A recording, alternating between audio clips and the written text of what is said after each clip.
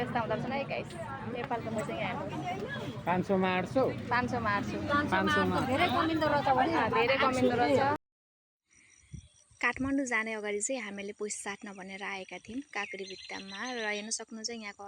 I hospital चाहिँ नजिकैमा रहेछ काँक्रीभिट्टामा भएको चाहिँ र त्यही देखाउँदै थियो हजुरहरूलाई र अहिले चाहिँ हामी आइसकेका छौँ काँक्रीभिट्टामा पैसा साट्ने भनेर हेर्नुहोस् न कति मजा लेखेको थियो पैसा साट्ने ठाउँ भनेर यति राम्रो लागिरहेको थियो हेर्नमा र सबैतिर आफ्नै ल्याङ्ग्वेज लेखेको देखेर यति खुसी लागेको थियो मैले पहिलोपल्ट अब चारैतिर यसरी देखेको नि त आफ्नो भाषामा लेखेको किन भन्नुहोस् त र आफ्नो ठाउँ जन्मेको नभए तापनि बोली वचन वेशभूषाहरू त प्रायः जस्तो नै हाम्रो जस्तो नै मिल्छ हामी इन्डियन गोर्खा भए तापनि त्यसैले एकदमै राम्रो लागिरहेको थियो चारैतिर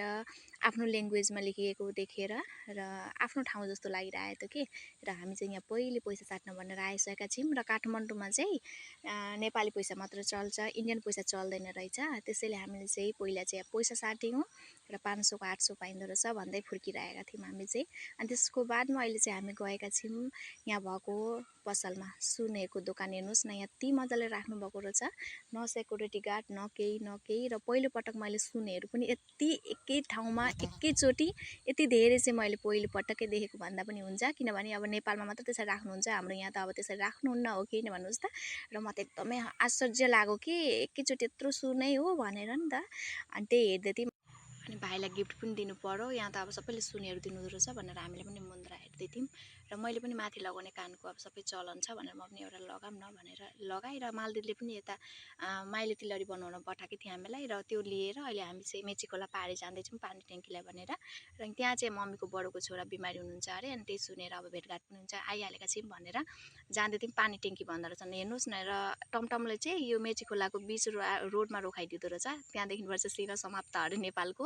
अनि इन्डिया पस्दा अरे अनि इन्डिया आउने बेलामा चाहिँ फेरि अर्को टमटममा चढेर आउनु पर्दो रहेछ अनि त्यहाँ आएर अहिले चाहिँ हामी फलमुलको दोकानमा पसिसकेका छौँ र बिमारी हेर्न जाँदा अब फलमुल त लिएर जानु पर्यो र अलिअलि फलमुलहरू लिएर अहिले चाहिँ हामी लागिसकेका छौँ मम्मीको बडोको छोराको घरमा र मम्मीहरूको चाहिँ नि त